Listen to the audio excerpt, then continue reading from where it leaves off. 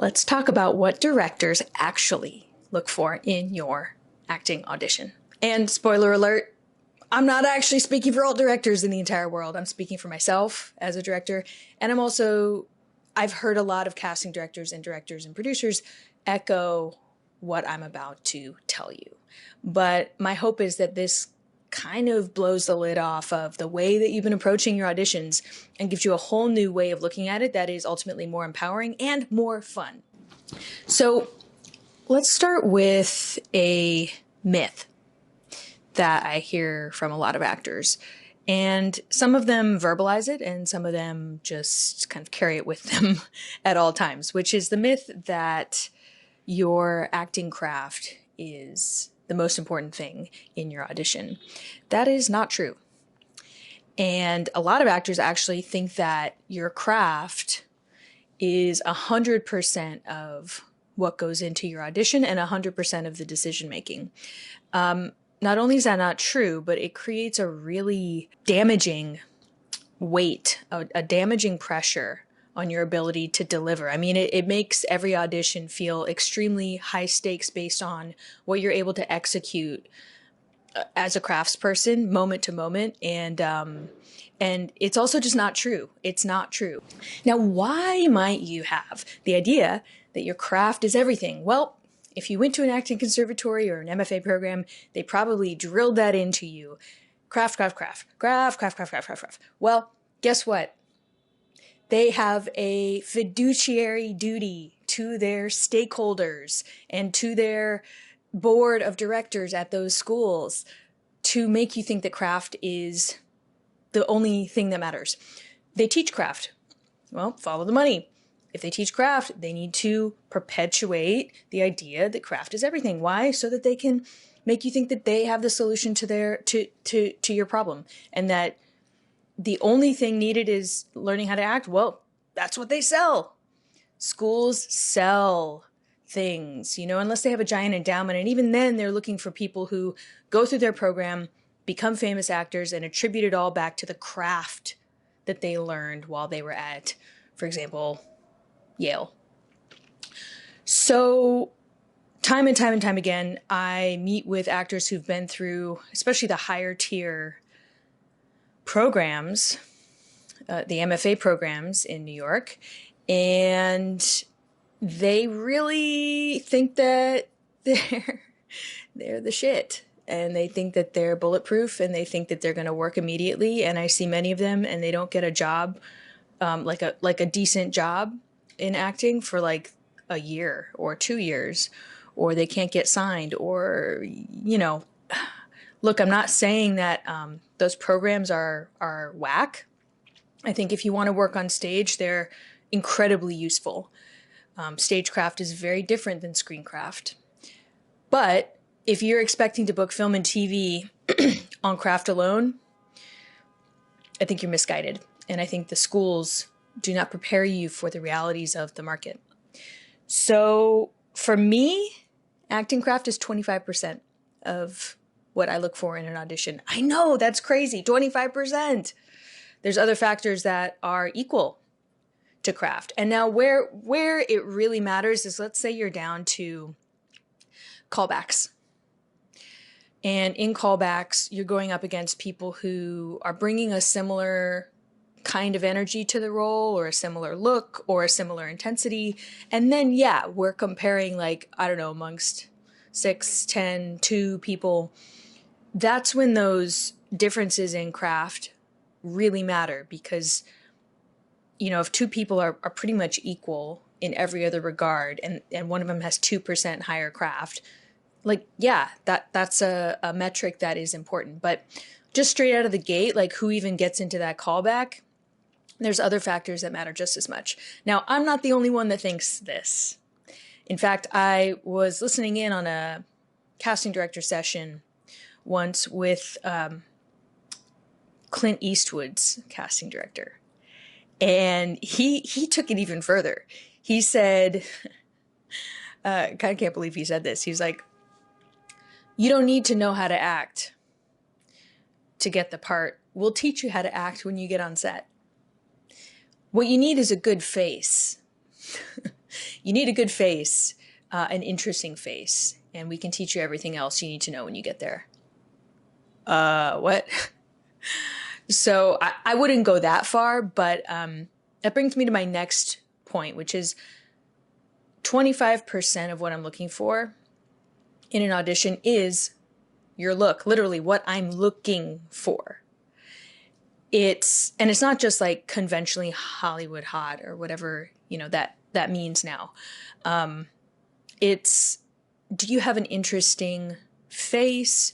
Do you like, it's height, it's hair color, it's eye color, it's facial structure, bone structure sometimes, body type sometimes, sometimes ethnicity, depending on what the role is calling for.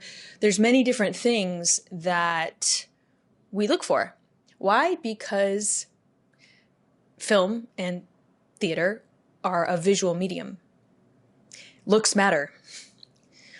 Again, that doesn't mean that you need to try to be like a size 0 and, I don't know, get a bunch of filler or whatever that may mean to you. It just means that you need to be aware that it's a visual medium. And, if you have an audition that calls for like, I don't know, you going out to a nightclub, it's like a nightclub scene, like don't show up in a ratty t-shirt with your hair unbrushed. I freaking see it all the time. So just be aware we're in a visual medium here in this industry. And, for that matter, for most of us, life is a visual medium.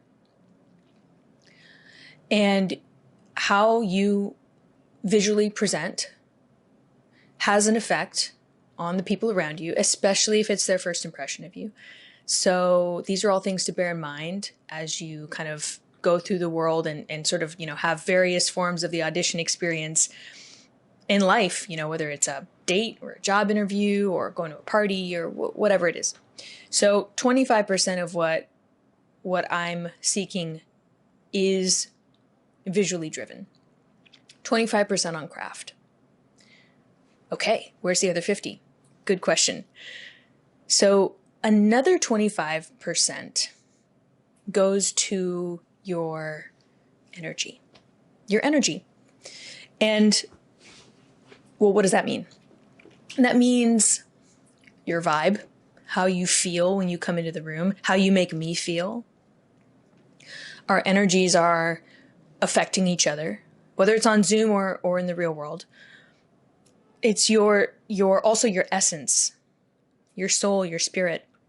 Somebody could be a very fine actor, but they do a scene and their essence just doesn't feel resonant with the character.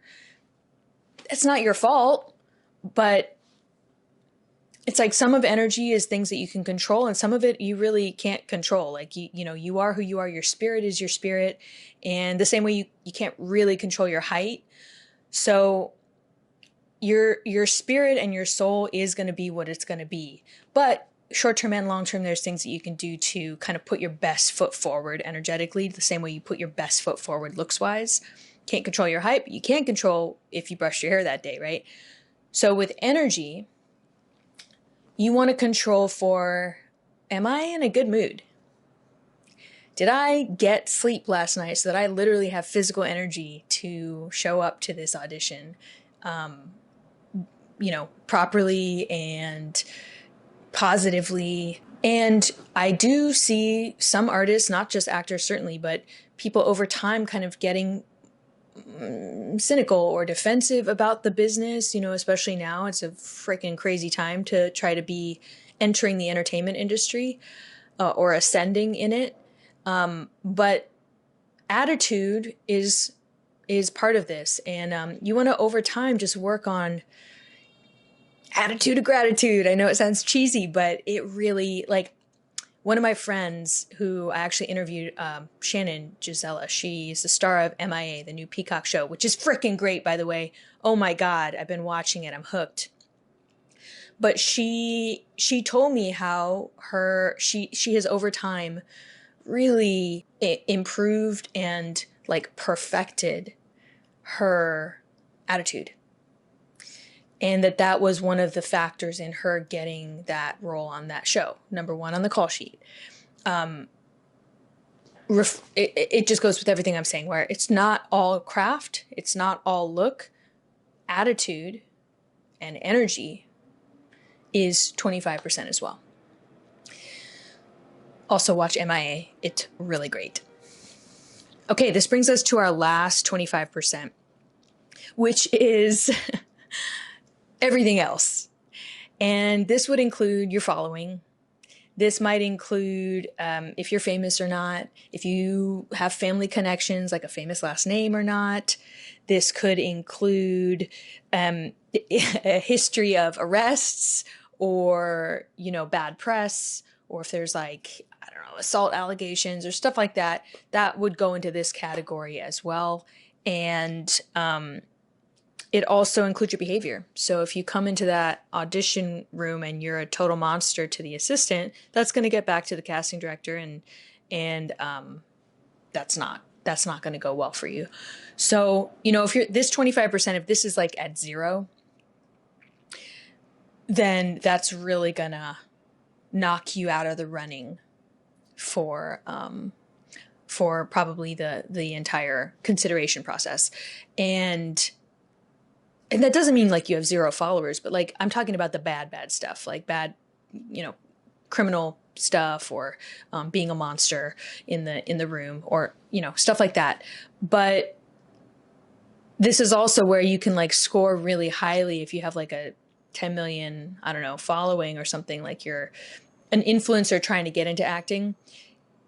You knock this 25% out of the park, well, that's going to count for something if they're looking at the whole, 4 quadrants of consideration. So it's not everything, this 25%, but it's not nothing. It also includes like your availability, or your reps trying to negotiate, and they negotiate a little too hard. They ask for a little too much. You get passed on. It's stuff like that. And I see that happen all the time. So this is an important one, but again, it's just one quadrant of 4. And it's important to look at the full picture. Okay, so here's my question to you.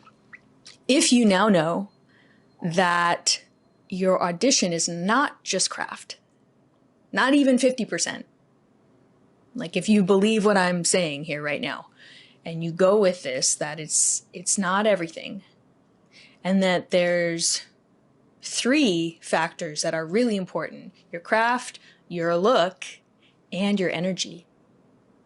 And then there's everything else too.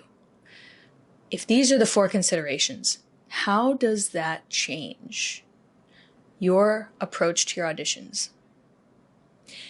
And how does that change your approach to the industry at large? How are you going to shift your efforts to take that into consideration?